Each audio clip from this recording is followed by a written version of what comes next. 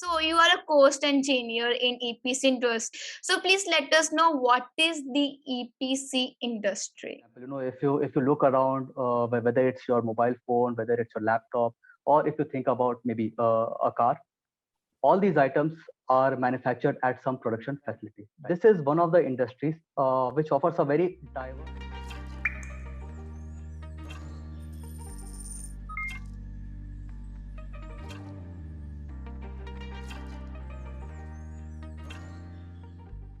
All right, so let me start with my introduction. And what I will do is that for my introduction, I will start with my education.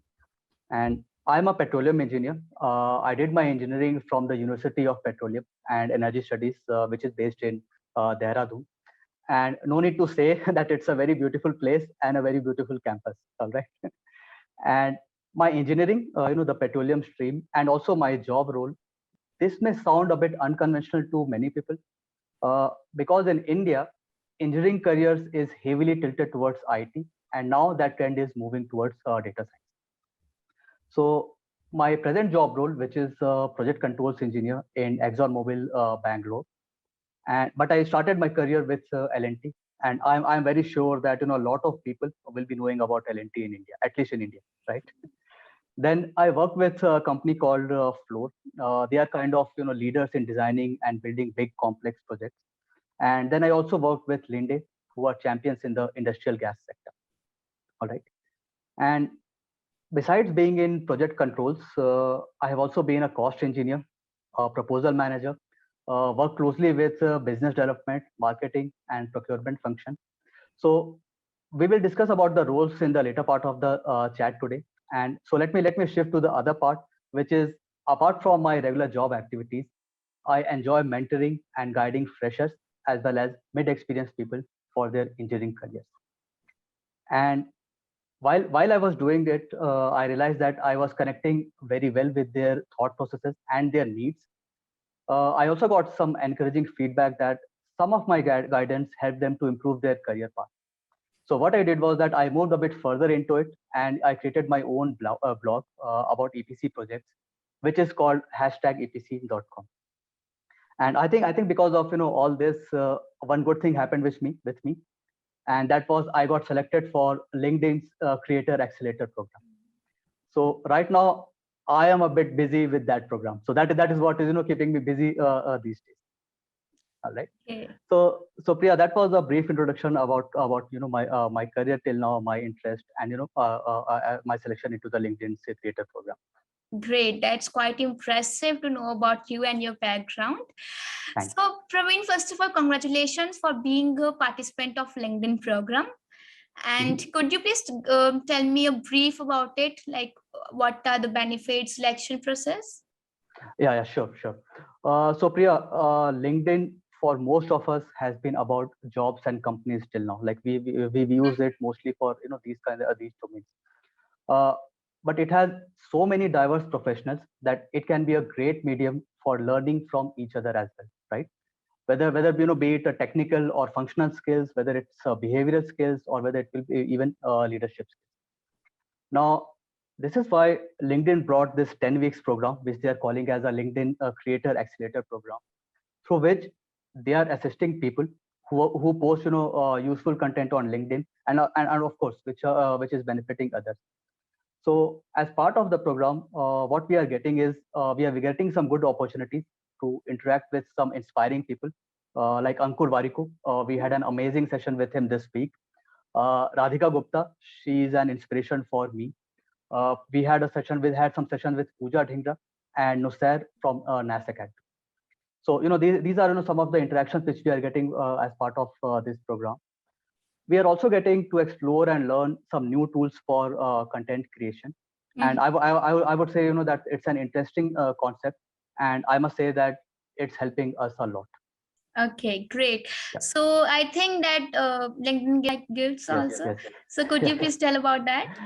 Yeah. So who all got selected into this program? So what LinkedIn did was that they send us some swag item, like they send up one device called Pivo, and it helps us to it's kind of a mount for our mobile phones, and it has some AI enabled features. So it helps us to to do some, if you are doing some video recording, it has a lot of cool features which helps us to Wow. utilize those for making any videos or making maybe taking any pics. They are also providing LinkedIn as part of this program. They are also providing some say access to some premium say softwares. Like there are a lot of softwares which are helping us to add some say I'm forgetting the names of the software, but yes, it helps us to add some say when we're doing some video recording, and if you want to do some audio settings, if you want to add some say subtitles or any text transcript to the videos, so it is helping us to do that.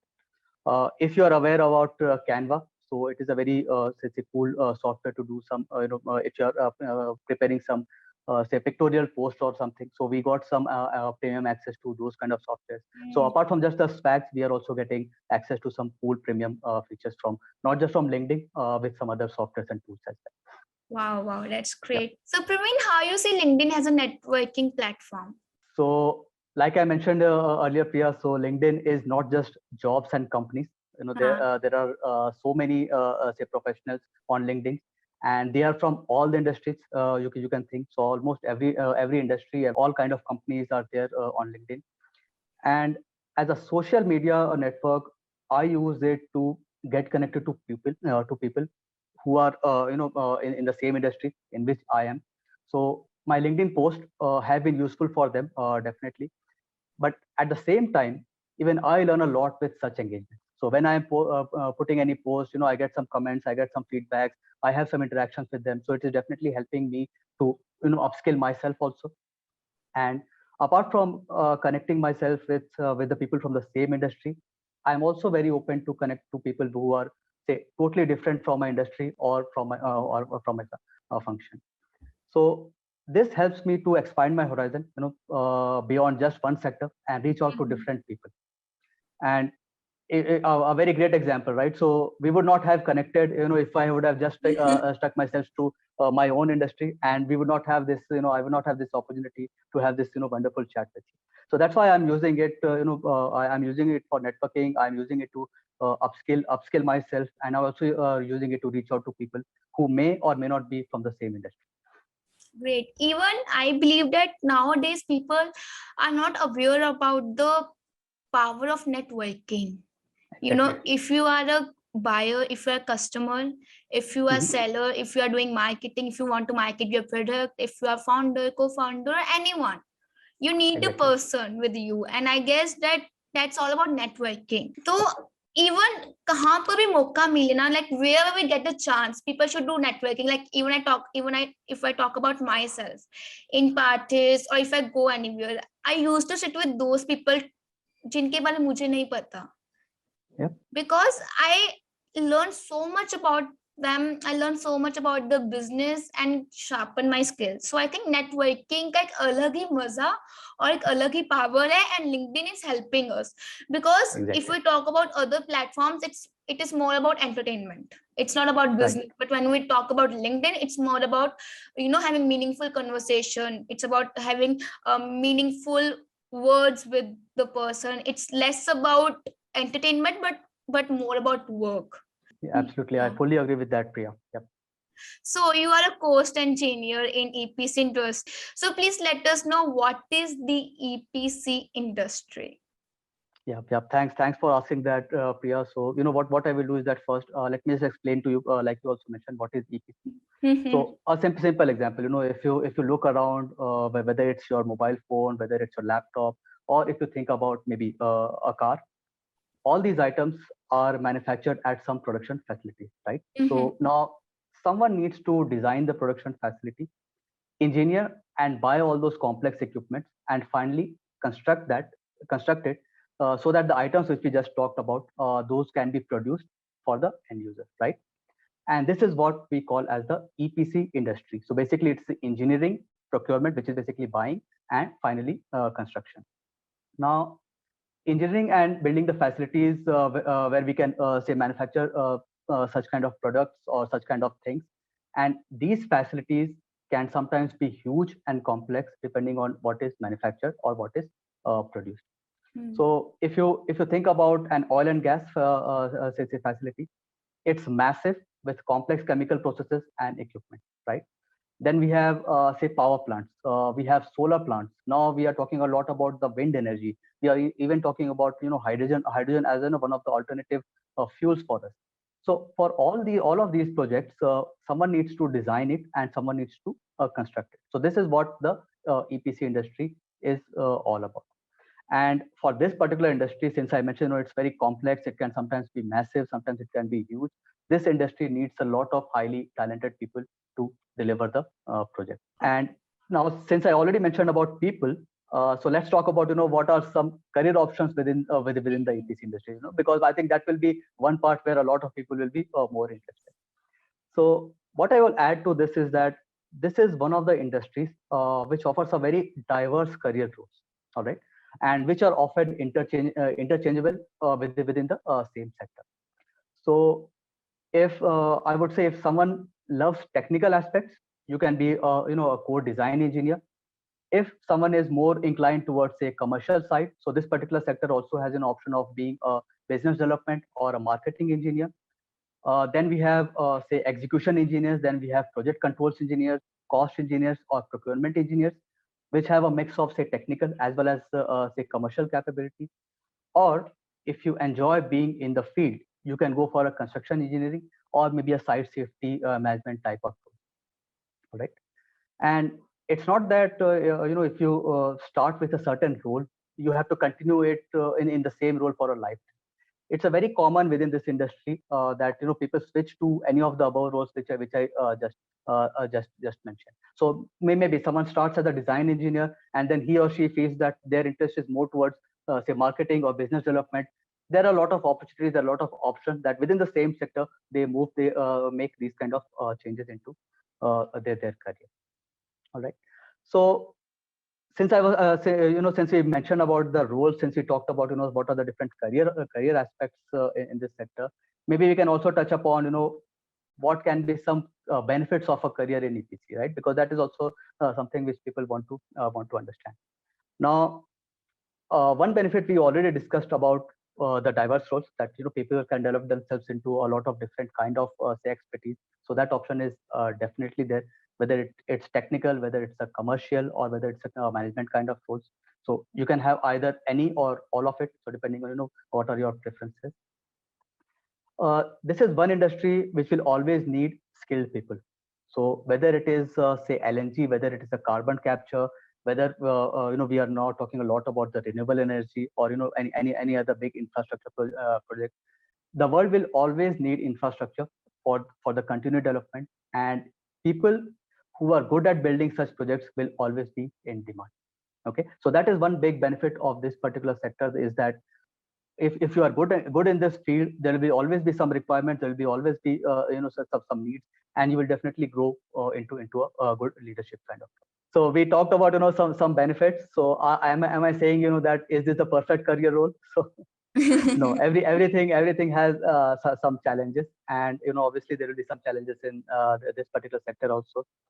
And in the EPC career or the EPC sector, especially if I compare to the IT sector and the tech companies and the tech industry right now, the biggest challenge which I am seeing, which the EPC is facing, especially that is in India, is that compared to the IT industry, the job availability is a bit less, and also I think this is also big concern for a lot of freshers and new engineers, and also the salaries also is not as high as compared to what a typical IT engineer or say a data science or a technology company say engineer earns in India.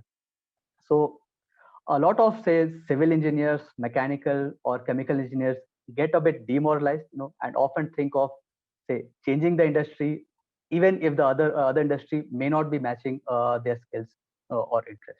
So that is one thing, that is one challenge which I definitely see is there in the EPC. And just in case, say, if you are looking for money, and I can understand that there are a lot of people may have taken education loans, or may have some financial responsibility. So nothing bad in thinking about those grounds or prioritizing your financial options, right? So if you are looking for a career which will have more money, and if you are still want to be in EPC, so what I would suggest, that if you get an opportunity with say some really big companies, having offices in India. So if you get an opportunity with them, so they do offer say a bit decent salary. Or you may decide to move to say the Middle East region. So EPC professionals are in high demand in the Middle East. The salary is definitely high in those regions. So that is one option, if in case you're focused towards building your finances. But yes, to be transparent and totally honest with everyone, at this stage the IT and tech companies, they are ahead compared to the EPC, and this is one downside which I see for the EPC.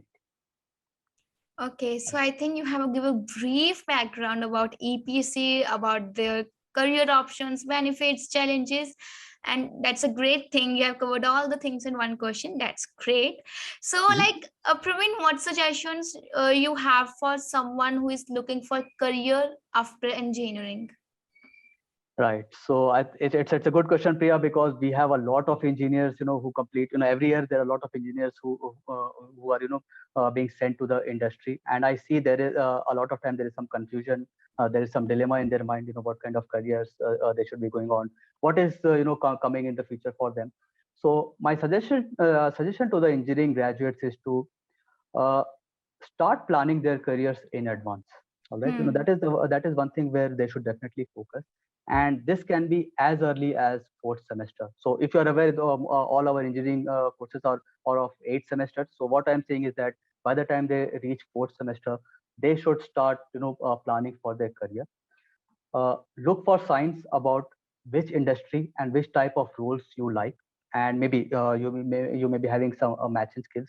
So if you are able to identify that, start thinking on those grounds, and start targeting those areas, those companies from the beginning. Okay, try to get an internship, connect to people in the same industry. So LinkedIn definitely the biggest platform now, so they should be utilizing that to the fullest. See if there is any trainings available for such skills, and this will help them to get a job in an area where they have a preference and where they feel they can do a good job. Once you start a job, don't just limit yourself to say just one role or skill. All right, say some examples. We talked about various roles within the APC. So if someone is a design engineer, understand what is the cost of the project as well. Don't just focus on the design aspect. Understand how much your project is costing. Okay, if you are a cost engineer, try to understand how the project will be executed, how you will be say doing the construction for the project.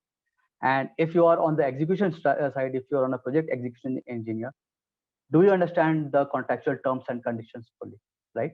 And in case you decide to start your career as a construction engineer, do you know about the other phases of a project as well? All right, so my message to the new engineers or the freshers is, don't just limit yourself to just one discipline. Try to understand, try to have a bigger picture, try to develop as a full-fledged professional in this field. Okay, great. And maybe I will just add one few more points here, Priya. So the other suggestions which I will give to the new engineers is that if they are looking to develop their skills, parallelly look for some professional certifications as well.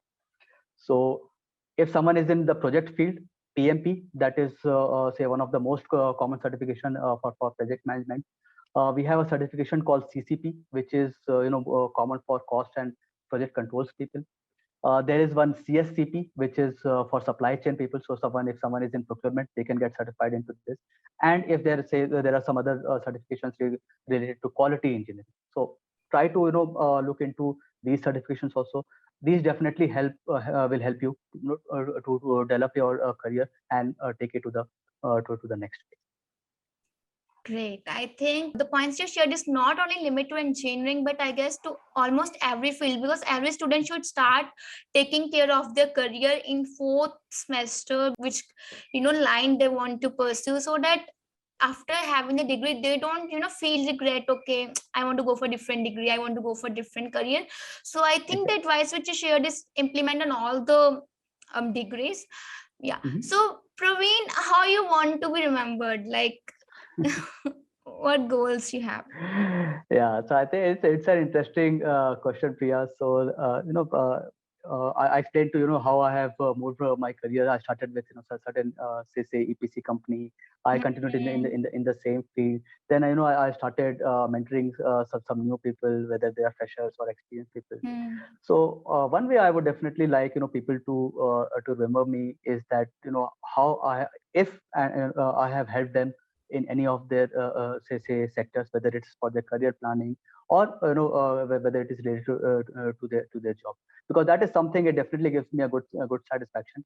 And let me be a bit honest to everyone, to you, and whenever this goes to your viewers as well. So it's not that I am say very successful in helping people, very successful in getting the relevant jobs for everyone. I do try for that, and maybe I am successful just maybe 3 or 4 times, but where I have I was able to help someone to get their dream job, or help someone to have some good career impact decisions. But even if I'm able to help them with say some minor activities, some minor say career solutions as well. So I think that is something I consider that as a big achievement for myself. So if I want people to remember me, please remember me as a person who is fully available, who is fully ready to help others to in their career guidance. Great, that's great, because most of people want to be remembered as a successful businessman or Yeah. something, but happy to know about you. Yeah. Yeah, so thank you so much, Praveen, for your time. It was pleasure Mhm. talking to you.